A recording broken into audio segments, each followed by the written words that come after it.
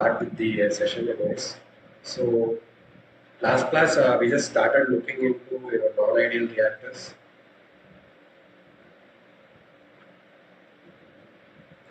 So we looked into what all reasons there can be for non-ideality. So we looked into things like bypass and channeling and so on. And then we looked into what is called as the residence time distribution, or RTD. So we look into what is called as a residence time distribution or an E curve, and we look into how we can find the moments of RTD, like the mean residence time T bar, or the variance, which is sigma squared, or the skewness SQ.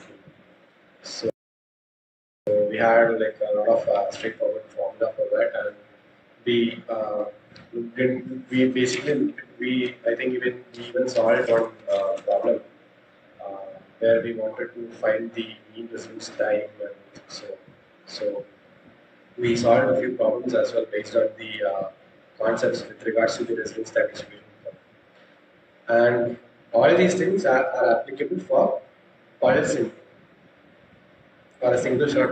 So, we mentioned there were a lot of different kinds of inputs for a reactor. So, just to mention a few, if you have a reactor and you are giving an input, you can either give it in the form of a pulse, which will be like a single shot at time, let's say t. You just introduce a whole lot of your tracer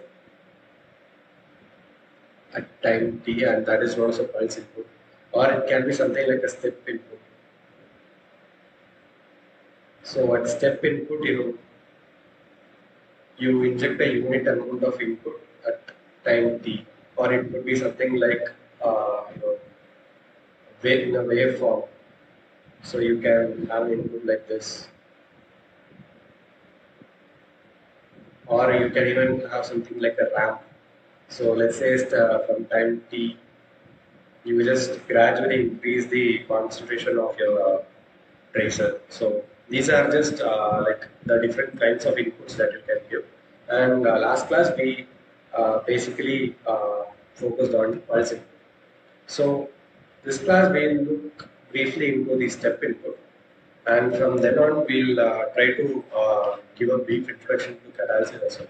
So most probably we won't be solving any previous gate problems this class. We'll try to like look into the concepts first, and if possible, of course, we can try solving one or two problems. But anyways, let's move on to the step input.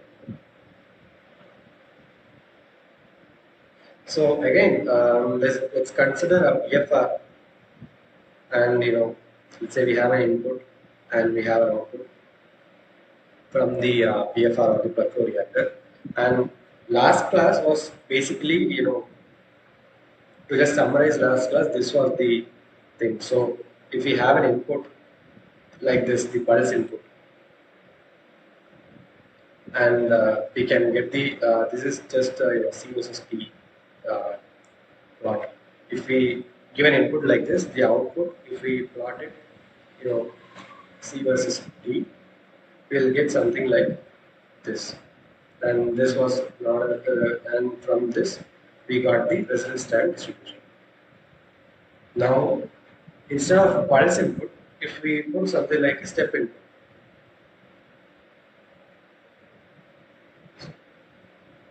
so this is the input. Let's say this is C max or C step, or you can even say it as C step. So if we have an input like this, the output will become something like this.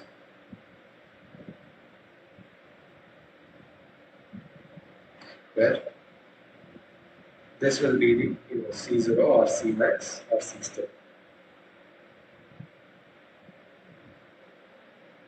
So basically, this C versus T curve is from where we derive our RTD for pulse input, and the analogous to the E curve that we derived for the pulse input. Here we can get something called as the F curve, which is analogous to the residence time distribution, but for a step in, right? So in this pulse input,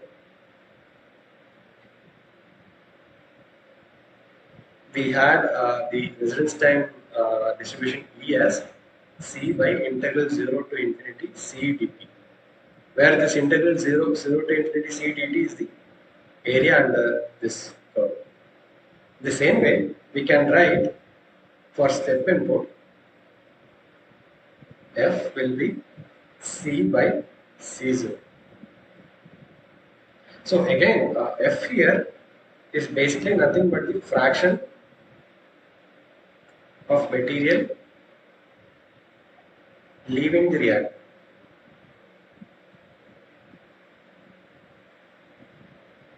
Right. So how do we draw an F curve? We just use this concept here. So we have F is equal to C by C0. So if we just plot something like this, T, and instead of C on the y-axis, we just take the C by C0, and that is basically is equal to F. So that will be from 0 to 1, and the curve will follow like this, where the maximum value of F would be 1, because fraction can never be greater than 1, and F is basically just a fraction of material leaving the reactor at a given time. So this is basically the F curve. So one of the basic relations that we can have for an F curve, from the C curve, we can write C, or the outlet concentration C, is equal to C0 into 1 minus e raised to T by T bar. Okay, where T bar is the usual one, mean residence time. So this is one of the basic relationships that we can get from the C curve for a step input, which is C is equal to C0 into 1 minus e raised to T by T bar. And we can also have this relation, we had this relation F is equal to C by C0. So T bar will be integral 0 to infinity T into Tf. Oh, sorry, not 0 to infinity, this is 0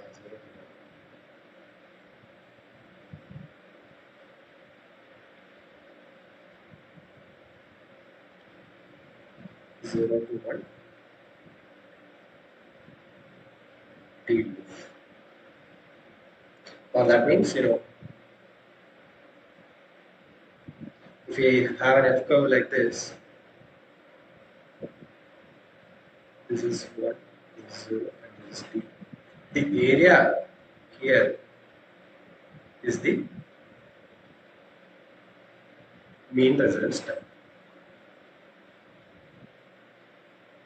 Fine. So to find this area, there is one more thing that we can do. Let's say,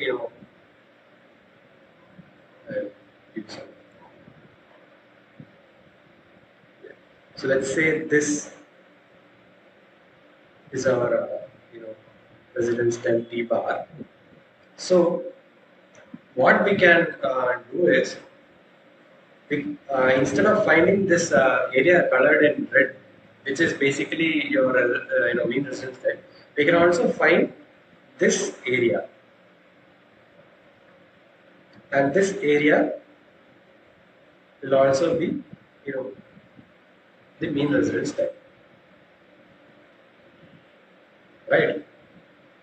Because this is basically a rectangle, and the area is side by side into side, but one side, this unit is basically 1. So whatever this unit is, which is T bar, so 1 into T bar will be the area, and that is basically T bar. So that is the gist here. So this is just a graphical method to find the mean residence time from your F curve. but the integral to find the mean resistance time is given here. Another way we can represent this f curve is like this. We can plot, instead of plotting f versus t, we can plot 1 minus f versus t, and that will be like this.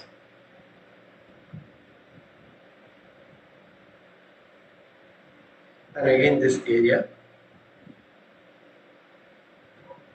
will be mean resistance time t bar. Right. So, what is the relationship between your E curve and F curve?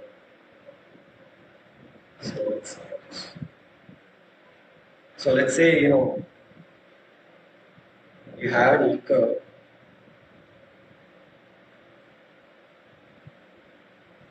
and again you have an F curve like this.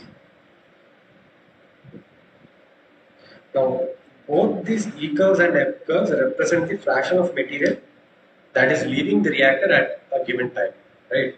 So let's say we are trying to find the fraction of material leaving the reactor at, let's say, time t1.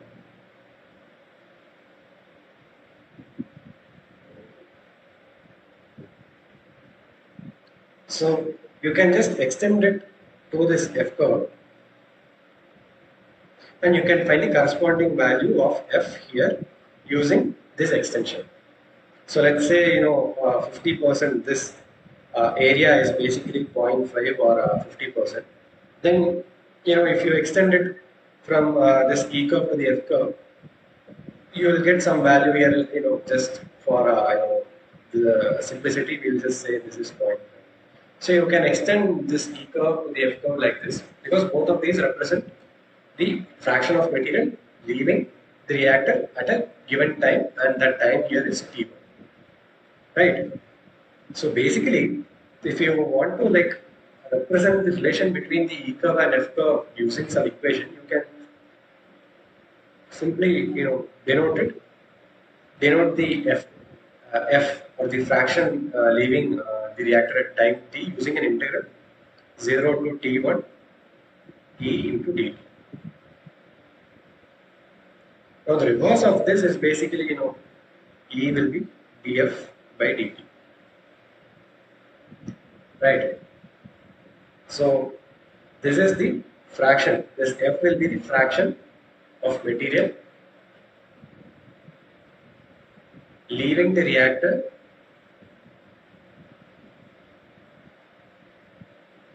at time t1. Now, if f is the fraction of the material that is leaving the reactor at time given, then what will be the fraction that is still inside the reactor? So, if this much fraction has left the reactor, that means this fraction is still inside the reactor, and that can be represented as 1 minus f. And 1 minus f will basically be what?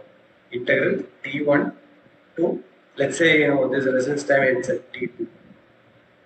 So t1 to t2 e into dt. So this will be the fraction remaining inside the reactor.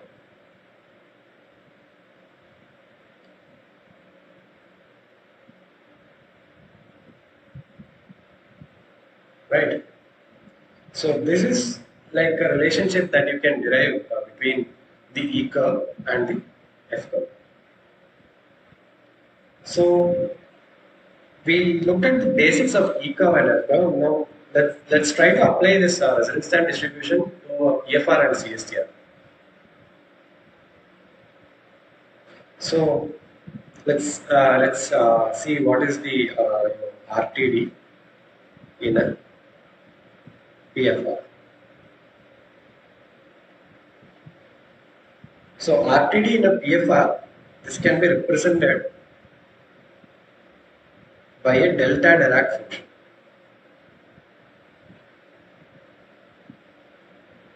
That is basically E can be represented as delta of T minus tau p, where tau p is the space time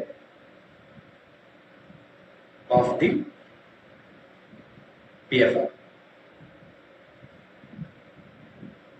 right? So integral 0 to infinity E of t dt will be 1, right? Because area under the E curve is always 1, and this will be equal to integral delta of t minus tau p 0 to infinity. But one of the assumptions that we did for PFR or an ideal PFR is that the residence time for all the molecules inside the PFR is same, right? So if a molecule enters, if a group of molecule enters the PFR like this at time, let's say t equal to t1, all these molecules will exit the PFR at the same time. Let's say which is t2, right? So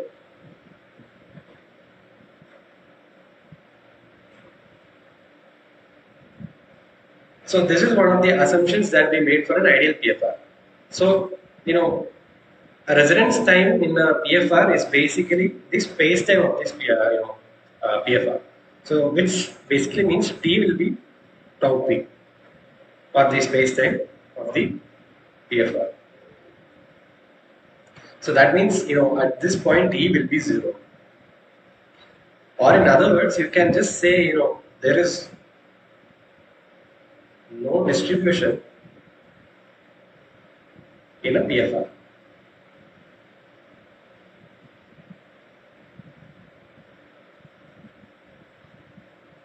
Right?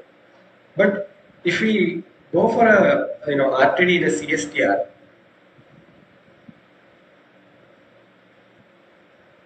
we didn't make any such assumptions like this. So you can definitely get an RTD in CSTR. Now RTD in CSTR can be represented by two equations. So let's just pictorially represent this. So this is a CSTR, and let's say you have C0 as the initial concentration of your tracer and C as the final concentration. You can write the outlet concentration as C equal to C0 e raised to minus t by tau m, where tau m is the space time of CSTR.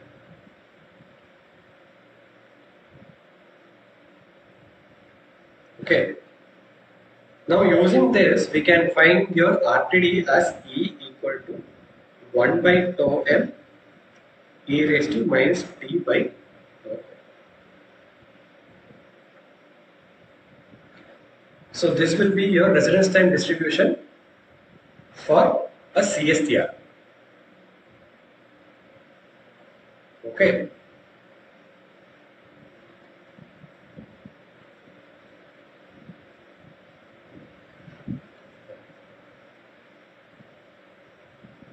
So yeah, just make a note of these two equations, because what we'll do now is we'll try to find an equation for RTD in a multiple reactor system, like where a CSTR followed by a PFR or a PFR followed by CSTR. So I hope you noted these equations, and if then we'll just move on. So now we have we know the behavior of RTD in a PFR and CSTR. Now let's say if you have a system like a PFR followed by CSTR. In this case, let's just represent this.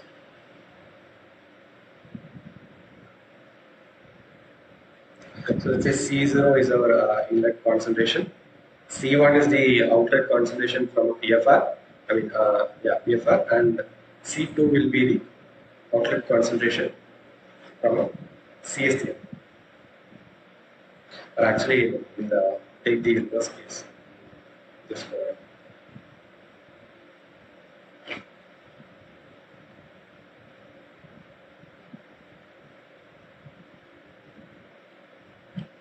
So we'll take the case of CSTR followed by PFR. So we have a CSTR. This is followed by a PFR. So let's say the inlet concentration into the CSTR is C0. The outlet concentration of the outlet concentration from the CSTR, let's say as it is C1, and the outlet concentration from the PFR is C2. So E1 will be the resonance time distribution at the outlet of the CSTR, and E2 will be the resonance time distribution at the outlet of the PFR.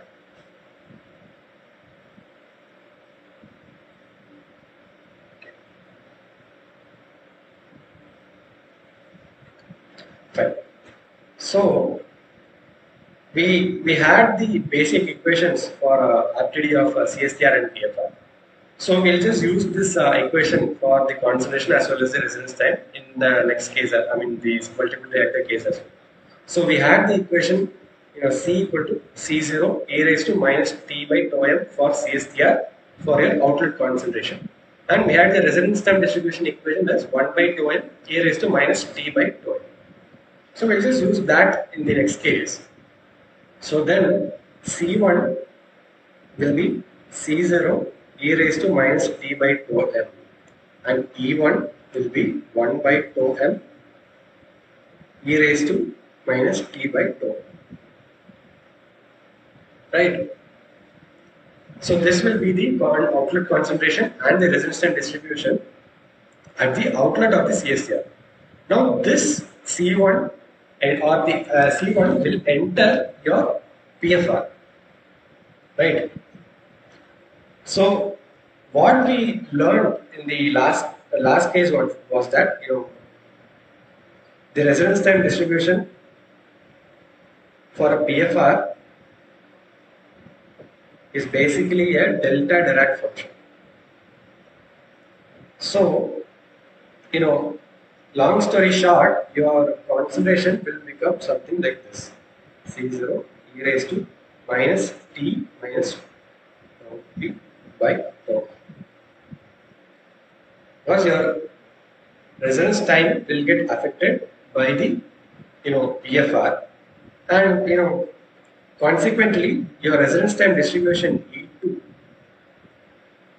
which is the final resonance time distribution for this CSTR followed by PFR case, and that will be 1 by tau m e raised to minus T minus tau P by tau. So this is basically your final resonance time distribution of a CSTR followed by PFR. Okay. Now the peculiar thing is, this is same for the reverse case, which is PFR followed by CSTR.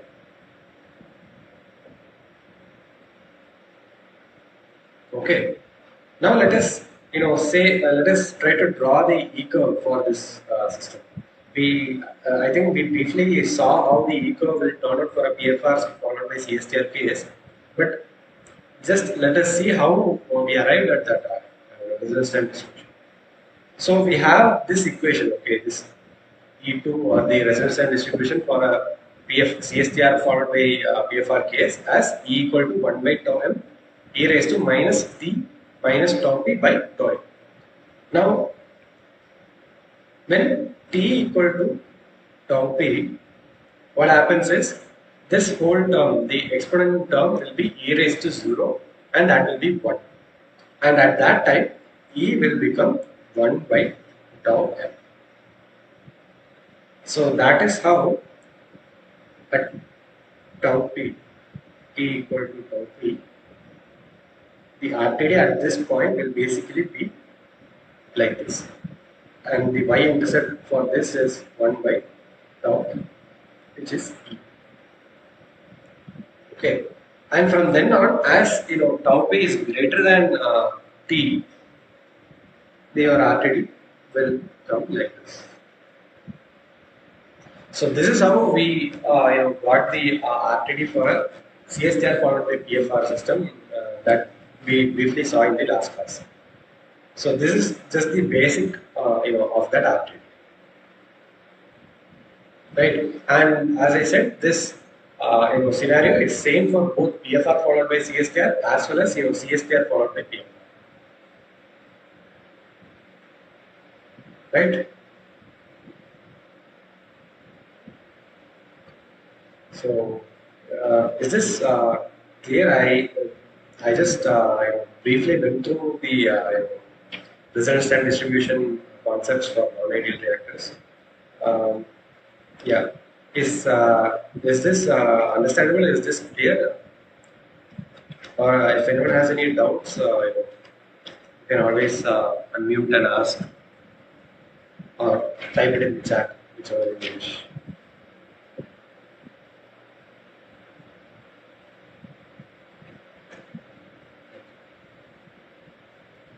Fine. If that is the case, then we'll go to the catalysis part. We want to just see some of the basics of the catalysis as well. So initially, what was planned was we'll try to finish CRE by one or two more classes, but I don't know how feasible is that. But anyways, let's try it.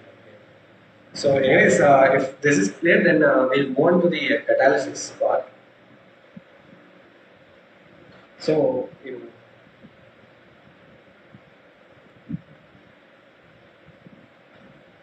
so CRE, most of the syllabus is basically dividing this chemical reaction engineering into two different semesters. So one will be CRE one and the other will be CRE two in most of the universities. So CRE two is basically the two main chapters in CRE2 is non-ideal reactors and catalysis. So we just looked into some of the basics of non-ideal reactors. We'll try to look into catalysis as well. So before we go into anything detailed, what is a catalyst?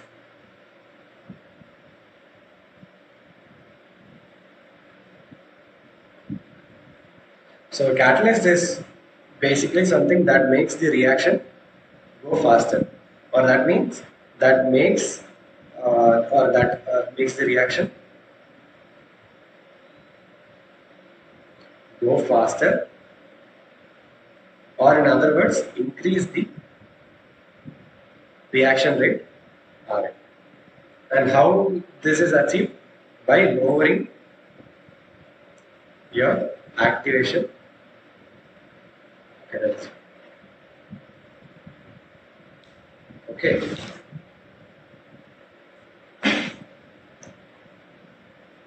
So, how a catalyst works, we'll see that briefly as well. But before that, I want to introduce you guys to one more term: active sites.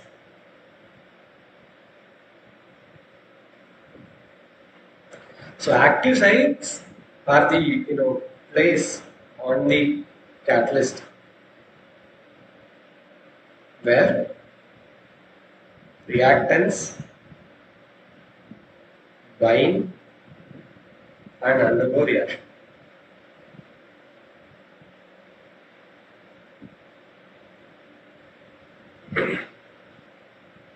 Okay, so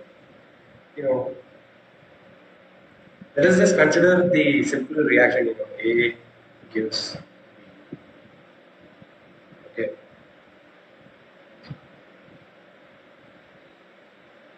So let's say we have a catalyst like this, and catalysts are usually not smooth surfaced.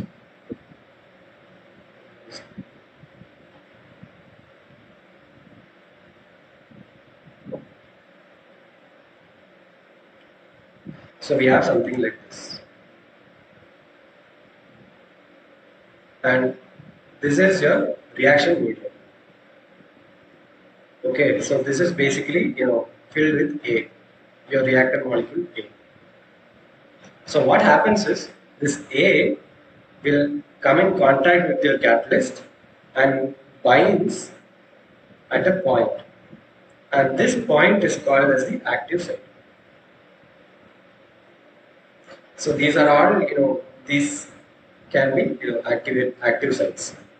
Okay, and at this point your reaction occurs.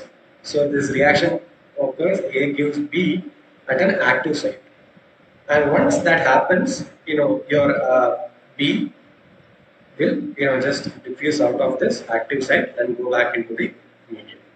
So this is like a very simple way of putting how catalyst or a catalytic reaction occurs.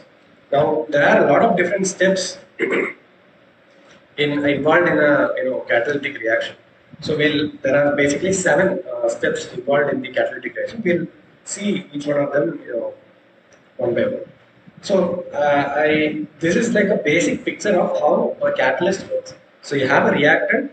That reactant will go and get adsorbed onto an active site on a catalyst surface, and at that active site your reaction occurs, and then your product molecule, which is B here, will get desorbed out of the active site, and it will go back into the bulk medium. Right, now let us try to zoom in on this. So let us say, let us just take one active site like this. Okay, so you have A in the medium.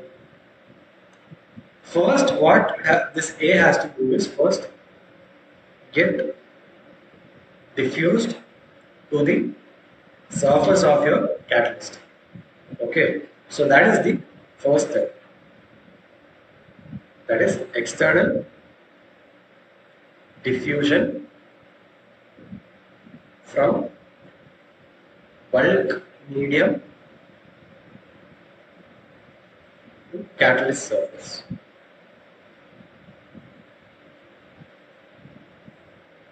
Okay, so this is your first step in a catalytic reaction. Now, the second step,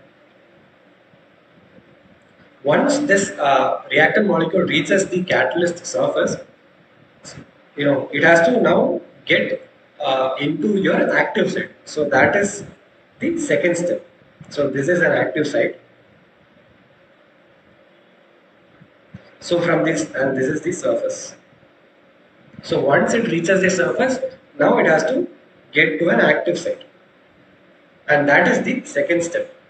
So the second step is basically internal diffusion of your reactant molecule, which is A here, A from the external catalyst surface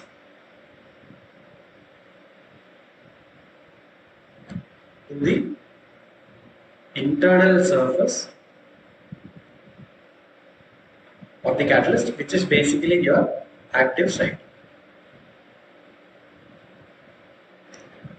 Now once it reaches this active sites, there are 3 things that happens here at the active site. The first thing is it should get adsorbed by the active site, then your reaction will happen, and then the products should get desorbed.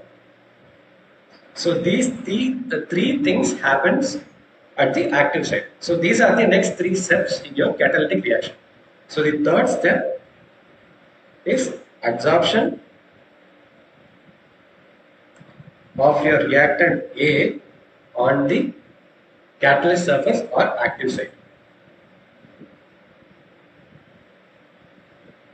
Then your fourth step is your reaction that happens. The reaction here is basically A gives B. Right? And the fifth step is the desorption of your products B from the catalyst surface or their active site.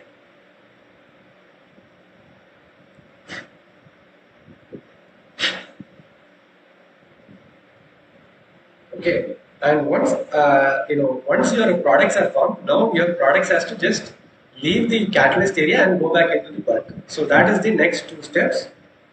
The sixth will be internal diffusion that happens for B of B from the active site to catalyst external surface.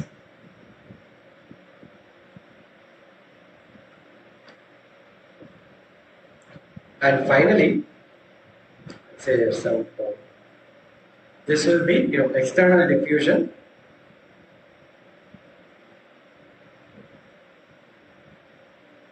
of B from the external catalyst surface to the bulk medium.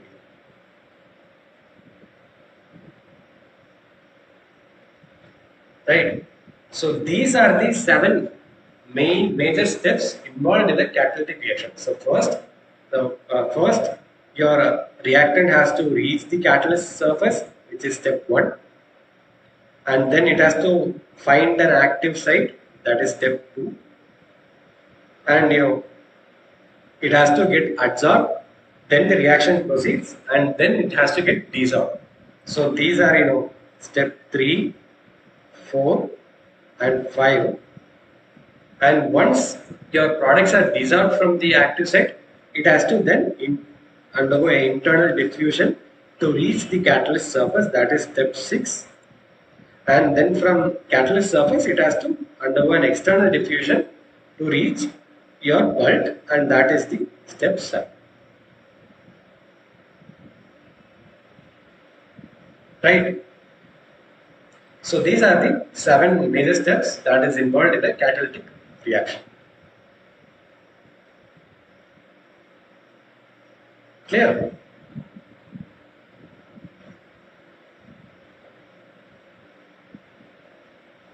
Now,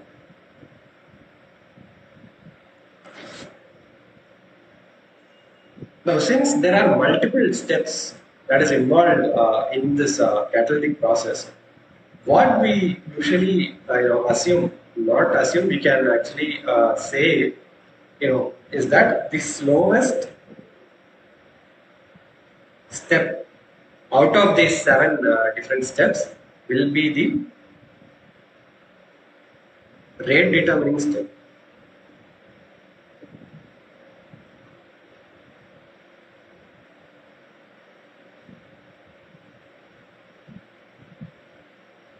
Okay. So you have 7 different steps. Whatever step is the slowest step, that will be the major contributor towards the overall rate of your catalytic process. Or in other words, the slowest step out of these 7 steps will be your rate determining step for the catalytic reaction. Okay, so that means any one of these 7 has the possibility to be the rate determining step for a catalytic reaction. So that is what the rest of the catalysis part deals with. So so you'll have 7 different scenarios where each one of them will be the rate determining step, and you'll have to find how you can find the rate of the reaction or what all effects it has towards the overall process by becoming the rate determining step. So that is basically your rest of the catalysis part. So let us slowly see how we can derive the rate equation for some of these scenarios.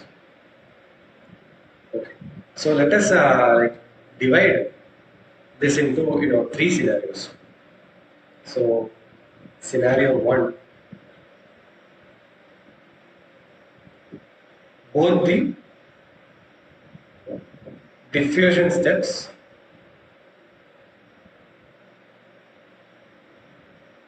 are fast. That means the other 3 steps, which are adsorption, reaction, and desorption, Any one of these can be rate determined.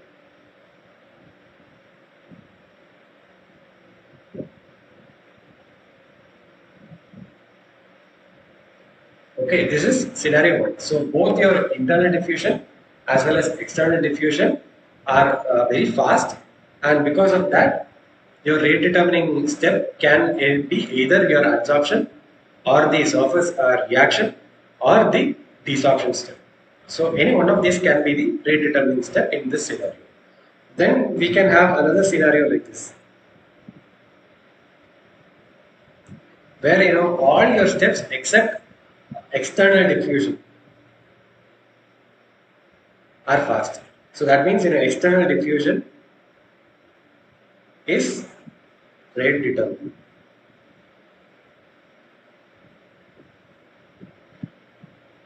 So that means internal diffusion, adsorption, reaction,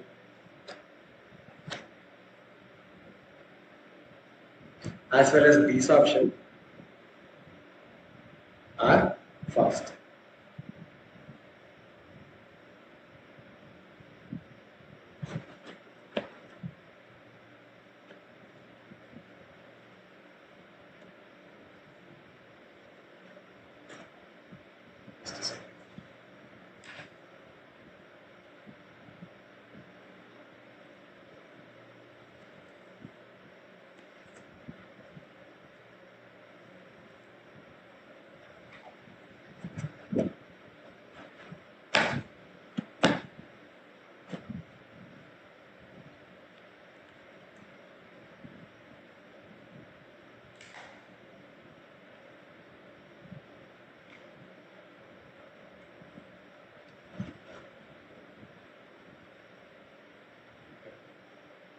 Yeah.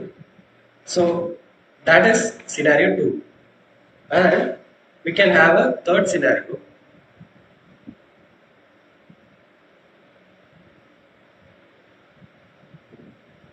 In this scenario, your internal diffusion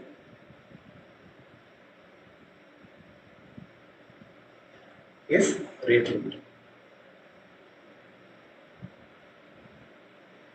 So that means all your external diffusion, adsorption, reaction, and desorption are very fast. So these are like three basic scenarios that you can have, in a catalysis reaction. So the first scenario is both the diffusion steps, the step 1 and 2 and the 6 and 7. 1, 2, 6, 7. All these steps are very fast. So your adsorption, which is step 3, reaction, that is step 4, and desorption, that is step 5. These three things, any one of these things can be the rate determining step, or any one of these steps can be the slowest step in the process. And the other two scenarios where one scenario says your external diffusion can be the rate determining step because that is the slowest step, and the other final scenario says your internal diffusion can be the rate limiting step, and all the other steps are very fast. So we'll have to look into these scenarios one by one as a different case. Okay, fine. So let us first deal with scenario 1.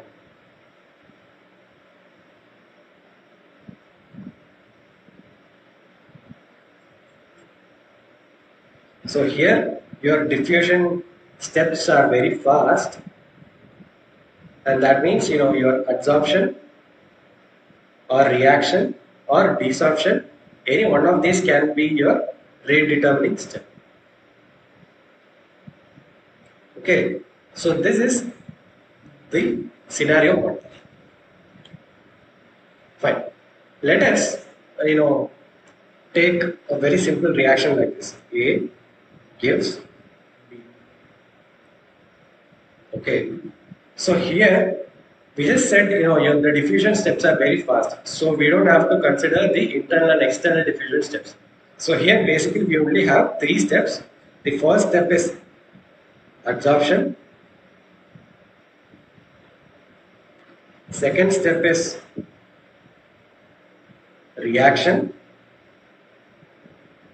And third step is the desorption.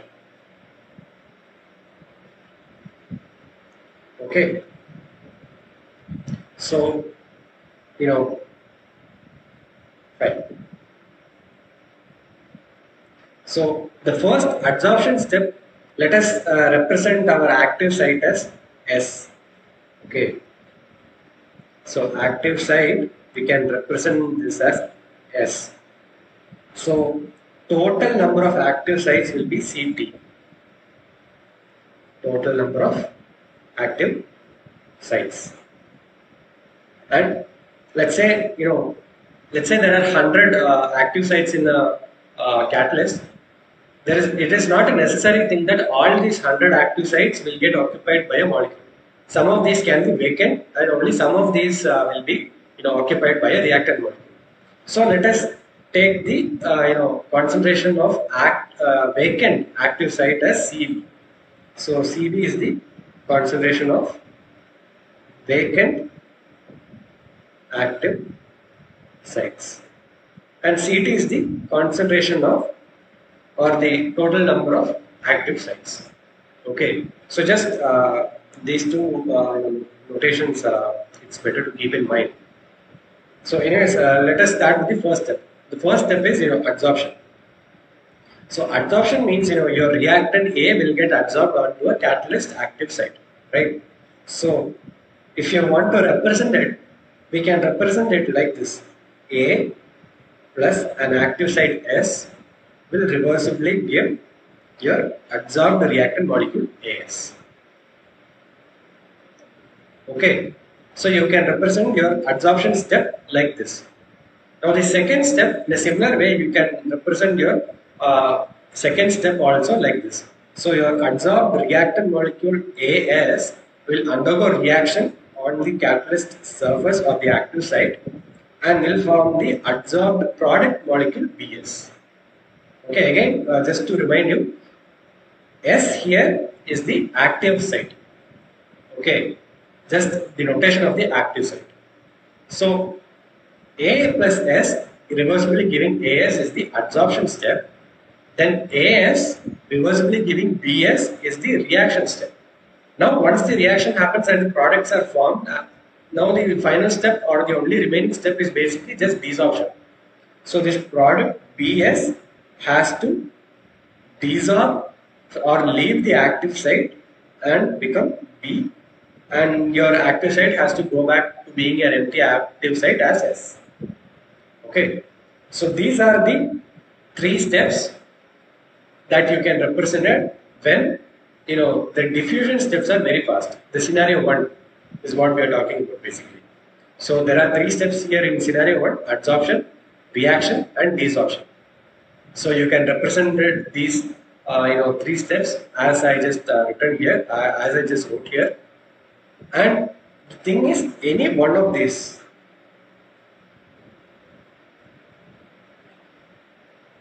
can be rate determined.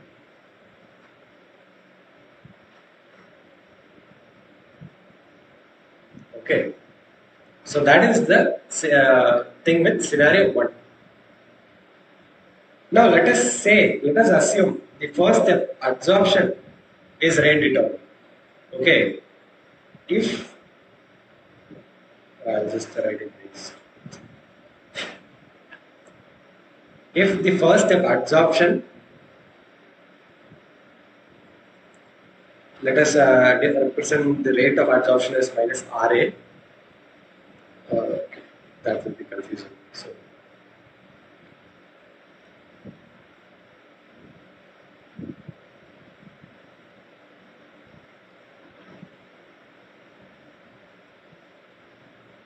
So if we take our adsorption as our rate of adsorption, and let us say this is the rate determining step,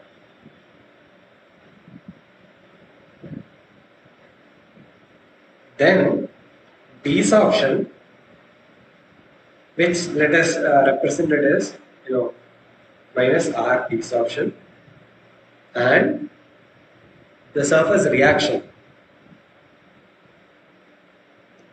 which we will represent as minus R reaction. Both these things will become 0. Okay, that means minus R desorption or rate of desorption will be equal to 0, and rate of reaction will also be equal to 0. Okay, so that is how we try to determine the overall reaction rate of this process by equating the non-rate determining steps as 0. Okay.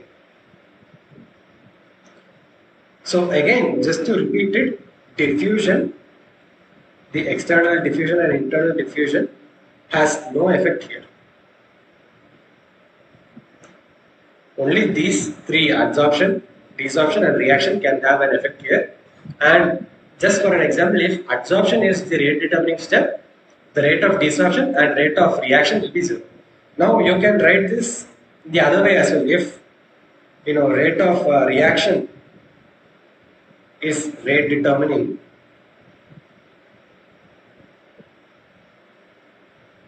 then rate of adsorption as well as rate of desorption will be equal to 0. And if your rate of desorption is the rate determining, I will write that.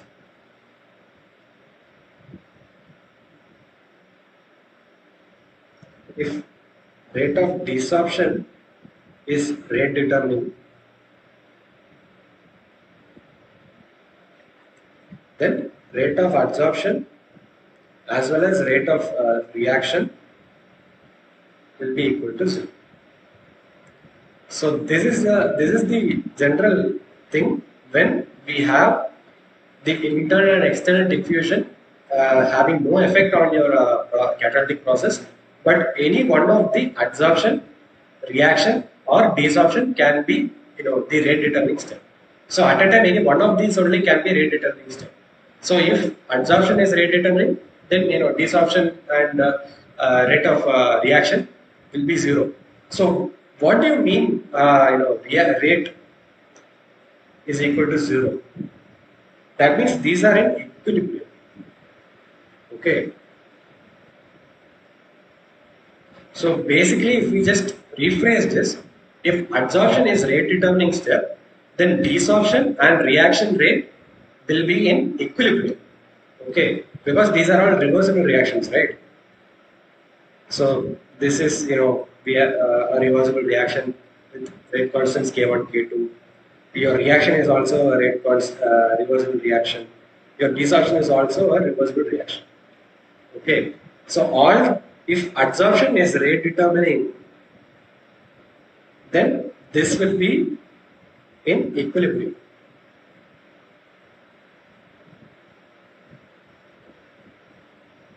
Okay, so that is what we mean by rate is equal to 0.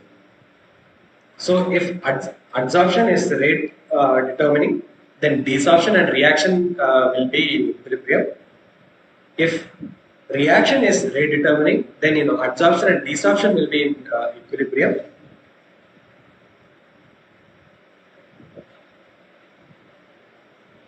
And if desorption is rate limiting, your adsorption and reaction rate will be in equilibrium.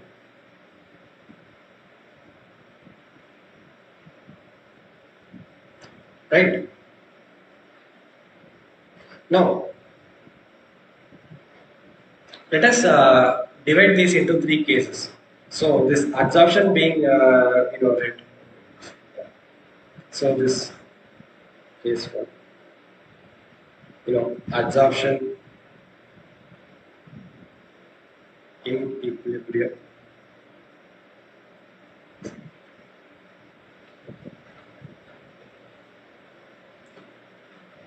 Or what we'll do is we'll look into these things one by one. So let us look into adsorption first, then let us look into reaction, and then let us look into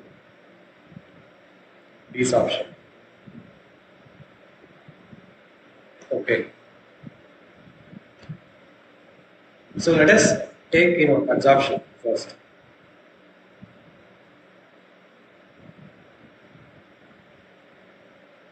Okay. So adsorption, okay, it can happen in multiple ways, but let us just take the general case like this. So again, we'll take the simple reaction A gives B. Or just for an example, we'll take the oxidation of carbon monoxide. So carbon monoxide plus half oxygen. Okay, I don't think we don't need this.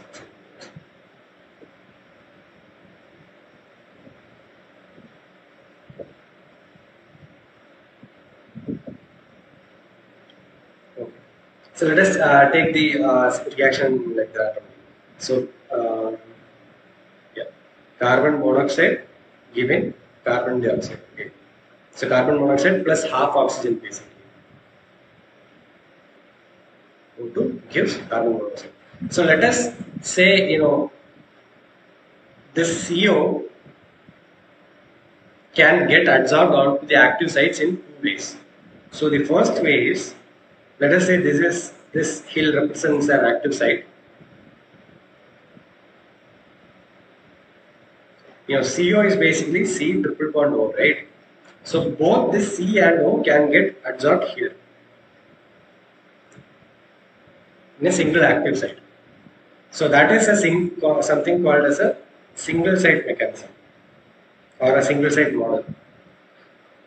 Okay, and or this can get adsorbed into two different active sites. C can get adsorbed here and O can get adsorbed here. Right. So there are two ways where which this CO can get adsorbed onto your active sites. Now let us just consider this case. The first case, the single active site case. CO will get adsorbed onto a single active site to give you COS. Okay. So if you want to write the rate of adsorption will be, and this is a reversible process. So and the K1 and K2. So the rate of adsorption will be K1 concentration of C0 into concentration of S. S is the vacant site, and we put the notation as CV, C vacant site, minus K2 into concentration of the adsorbed reactant molecule. Okay, this will be your rate of adsorption. Okay, now if you want to, for the same scenario, if you want to, fine, let us take it like this. Now let us say if we have a situation where desorption or rate of reaction is in equilibrium. Is the rate determinism. So let's say desorption or reaction are rate determining step.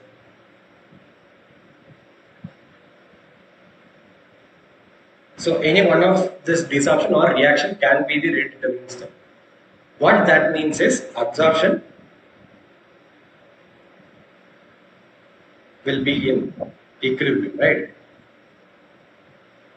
So that means minus RA will be K1 C0 into CV minus K2 C0S will be equal to 0.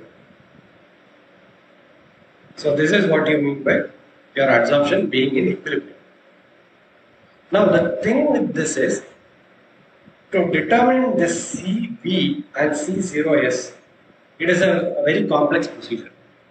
Okay, because we can determine your reaction rate, the reactant concentration or your product concentrations experimentally, and there are a lot of straightforward methods where you can determine your reactant and product concentrations. But to determine the concentration of your active sites, the CV or CCOS, which is basically your reactant molecule getting adsorbed onto an active site. These are pretty difficult. Okay, so what we can do is we can try to find ways to eliminate these terms from your reaction rate equation, from the rate determining step. So that is basically how we proceed with such cases. So anyways, while working out this example, I hope you will get more clarity on this. But anyways, let us proceed with this case here. Adsorption being in equilibrium. So if adsorption is in equilibrium, this minus Ra will be K1C C0 into Cv minus K2 C0S COS will be equal to 0. Okay, that means K1 C0 into Cv minus K2 C0S will be equal to 0, or K1 C0 Cv minus K equal to K2 C0 COS. Okay.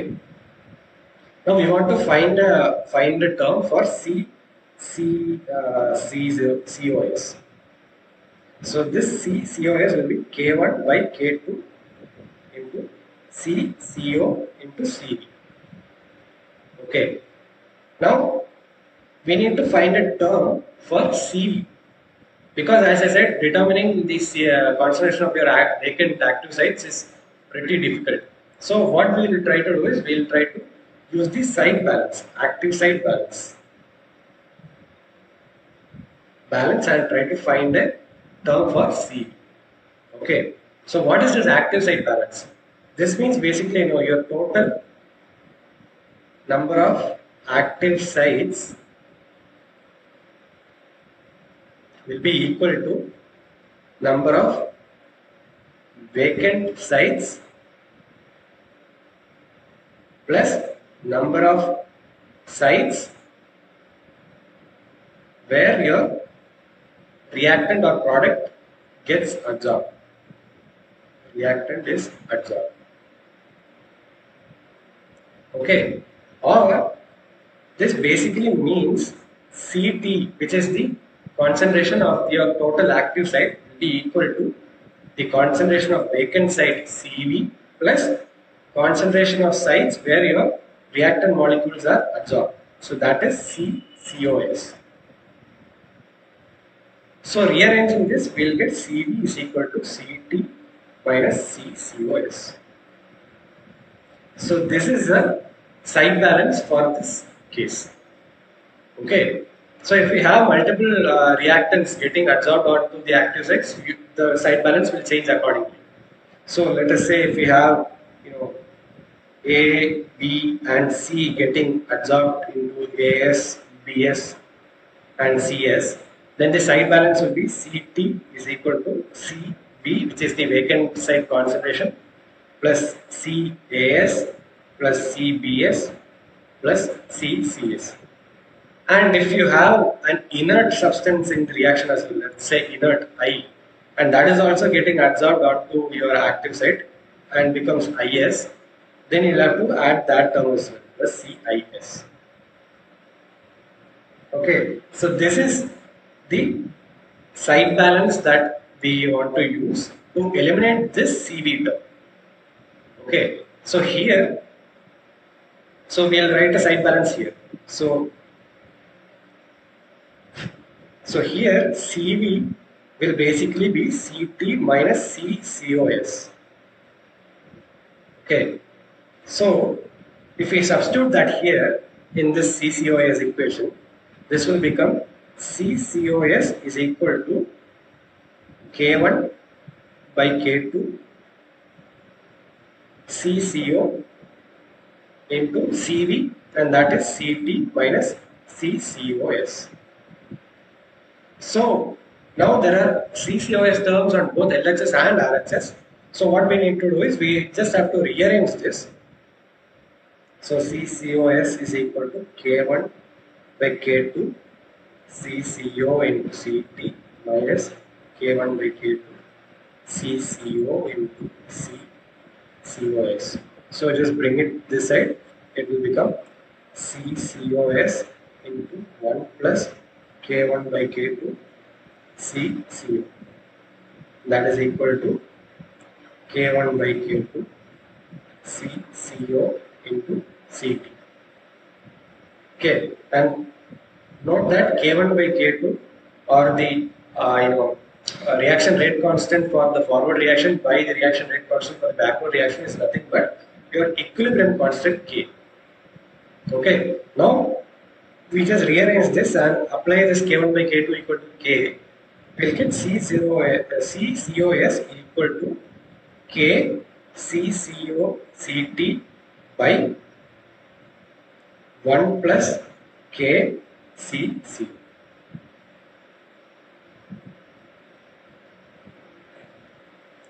Okay.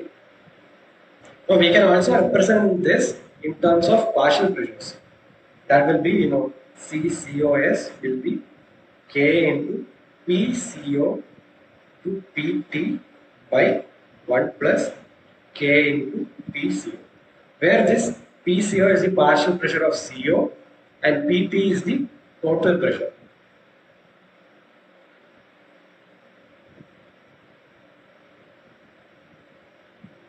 Okay, that is actually inaccurate. So we can have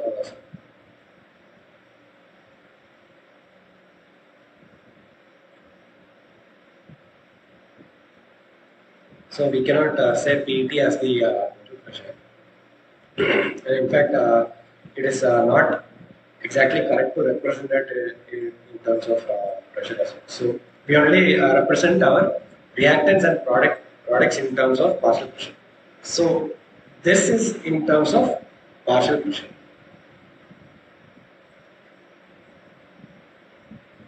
Okay. So this is the term for CCOS for when your absorption is in equilibrium. Now, one more thing we can do here is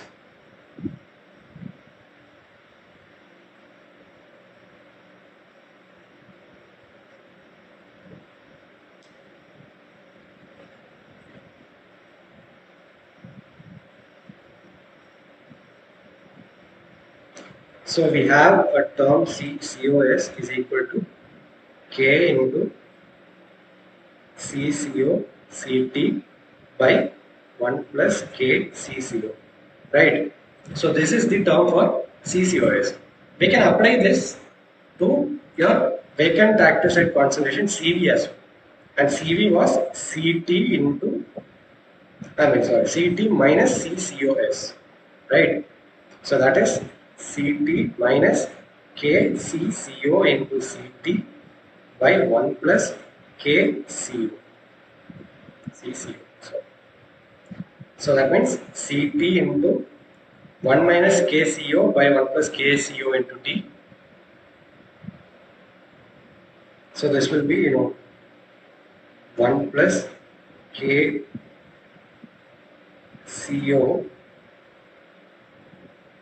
minus KCO, so CCO by 1 plus KCC. So this will get cancelled and this will become CT by 1 plus KCCO.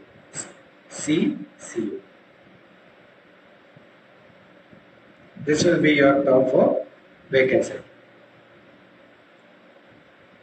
Okay.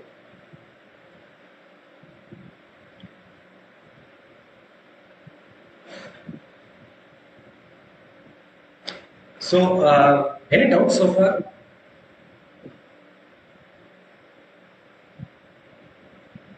So these are all just like basic reaction kinetics concept that we are applying. So, for a reversible reaction, your overall rate will be the rate of forward reaction minus rate of backward reaction. That is what we applied here for this adsorption step. So,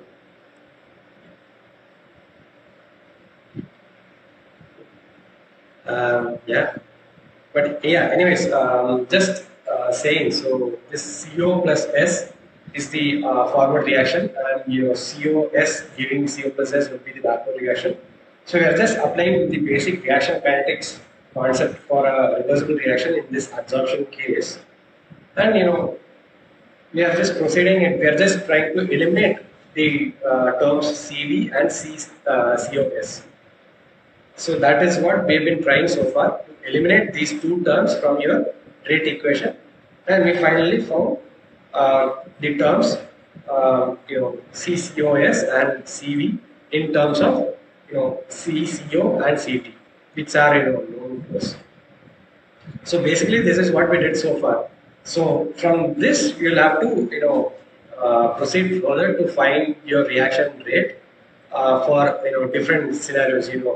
This is just when reaction rate or desorption can be rate limiting. So you can have a case where adsorption can be rate limiting and your reaction rate and desorption could be in equilibrium and so on. So all those cases we will try to look into in the next class. So we'll stop here for now. But before you leave, I have an announcement to make. So just stay put for a minute.